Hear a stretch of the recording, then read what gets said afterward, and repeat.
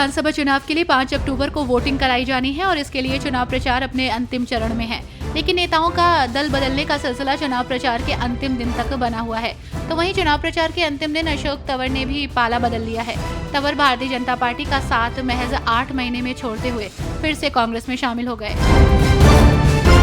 हरियाणा विधानसभा चुनाव में कांग्रेस के हौसले काफी बुलंद नजर आ रहे हैं। राहुल गांधी के बाद प्रियंका गांधी ने पूर्व मुख्यमंत्री भूपेंद्र सिंह हुड्डा के बेटे और रोहतक से सांसद दीपेंद्र हुड्डा की जमकर तारीफ की। भवानीखेड़ा में कांग्रेस प्रत्याशी प्रदीप नरवाल के समर्थन में रैली में संबोधन के दौरान प्रियंका ने दीपेंद्र को संघर्षशील, मेहनती और सच्चा नेता बताया है।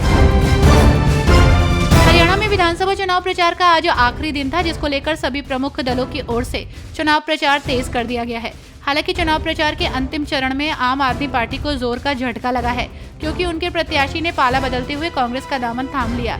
आपको बता दें कि पिछले 10 दिनों में आपको इस तरह से ये दूसरा झटका है।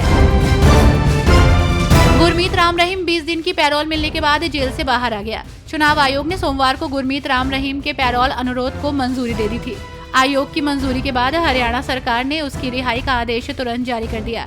राम रहीम अपनी 2 शिष्याओं के साथ बलात्कार मामले में 20 साल की जेल की सजा काट रहा है। हरियाणा में विधानसभा चुनाव से ठीक पहले अशोक तंवर की घर वापसी हो गई। उन्होंने आज बीजेपी छोड़कर फिर से कांग्रेस का दामन थाम लिया। कांग्रेस में शामिल होने के बाद उन्होंने फिर बीजेपी की टेंशन बढ़ा दी है। दरअसल अपने सोशल मीडिया अकाउंट से उस पोस्ट को हटा दिया, जिसमें उन्होंने प्रदेश में बीजेपी की सरकार बनने का दावा किया था। हरियाणा में विधानसभा चुनाव प्रचार के आखिरी दिन आज पूर्व सांसद अशोक तंवर ने कांग्रेस में वापसी कर ली। तो वहीं तंवर का ये कदम बीजेपी के लिए बड़ा झटका माना जा रहा है। हालांकि बीजेपी ने कहा है कि ऐसे लोगों से न नुकसान होता है और न ही फायदा होता है। पूर्व गृह मंत्री और अम्बाला कैंट से बीजेपी उम्मीदवार अनिल विज ने कहा कि ये प्रवासी पक्षी हैं, इस डाल से उस डाल फुदकते रहते हैं, इनका कोई अपना घर नहीं होता, ये इसी प्रवृत्ति के लोग होते हैं, क्यों गए वो वही बता सकते हैं।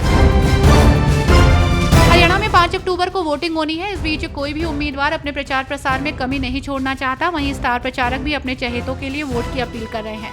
इस कड़ी में बुधवार को पूर्व क्रिकेटर वीरेंद्र सहवाग हरियाणा के तोशाम पहुंचे। उन्होंने कांग्रेस उम्मीदवार अनिरुद्ध चौधरी के लिए वोट मांगे।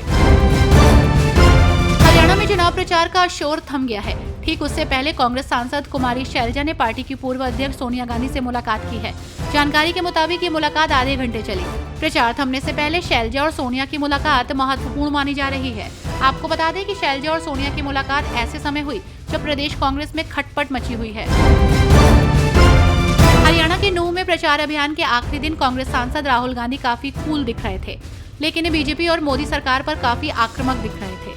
उन्होंने कहा कि आज एक बार फिर संविधान को बचाने की लड़ाई है। राहुल गांधी ने कहा कि बीजेपी और आरएसएस इस संविधान को खत्म करने पर तुली है, हमें इसके साथ डटकर मुकाबला करना है। दलित नेताओं में शुमार अशोक तंवर की कांग्रेस में वापसी को लेकर कांग्रेस पार्टी ने कहा कि कांग्रेस ने लगातार शोषितों, वंचितों के हक की आवाज उठाई है, संविधान की रक्षा के लिए पूरी ईमानदारी से लड़ाई लड़ी है। हमारे संघर्ष और समर्पण से प्रभावित होकर आज बीजेपी के वरिष्ठ नेता, पूर्व सांसद, हरियाणा में बीजेपी की कैंपेन कमेटी के सदस्य और स्टार प्रचारक अशोक तंवर कांग्रेस में शामिल हो गए।